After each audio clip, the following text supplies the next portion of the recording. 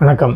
ஒரு நாடு மிகப்பெரிய லெவலில் போகணுன்னா வெறும் டெக்னாலஜி, ஏஐ, சாஃப்ட்வேரு அப்படியே ஹைடெக்காக போயிட்டு இருந்தால் கண்டிப்பாக அந்த நாடு க்ரோத் ஆகாது. அடிப்படை என்னன்னா விவசாயம், தண்ணீர், ஃபிஷரி, அக்ரிகல்ச்சுரல் இது மாதிரி ஏகப்பட்ட விஷயங்கள் இருக்குது. ஃபாரஸ்ட்ரி இதெல்லாம் கொஞ்சம் பேசிக் நீட்ஸ் கொஞ்சம் அதிகமாக இருந்தால் தான் அந்த நாடோட வளமும் அதிகமாக இருக்கும். மக்களை ஒரு செழுமையாக வாழ முடியும். இது எதுக்கு பிரதர் இப்போ சொல்கிறீங்கன்றீங்களா?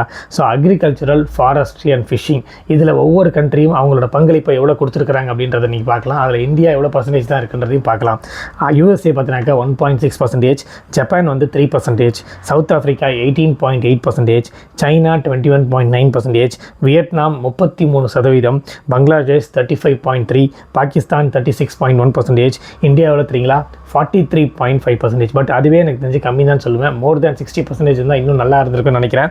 ஆஃப்ரிக்கா 45.5%, யூரோப் 5%, அமெரிக்கா 6.8%, 8.6%, அமெரிக்காஸ் இது பேர் அமெரிக்காஸ் 8.6%, ஓஷியானியா 9.9%, ஏஷியா 28.8%. ஸோ ஓவராலாக வேர்ல்டு இதுக்காக ஒதுக்கப்பட்டது. அதாவது அக்ரிகல்ச்சர், ஃபாரஸ்ட்ரி, ஃபிஷிங் இது மூணுக்கும் எவ்வளோ ஷேர்ஸ் ஒதுக்கியிருக்காங்கன்னா மொத்தம் 26.1% தான் ஒதுக்கியிருக்கிறாங்க. இது ரொம்ப ரொம்ப கம்மின்னு நினைக்கிறேன். இதை பற்றி உங்களோட கருத்து என்னன்னு கண்டிப்பாக கமெண்ட் செக்ஷனில் கமெண்ட் பண்ணுங்கள்.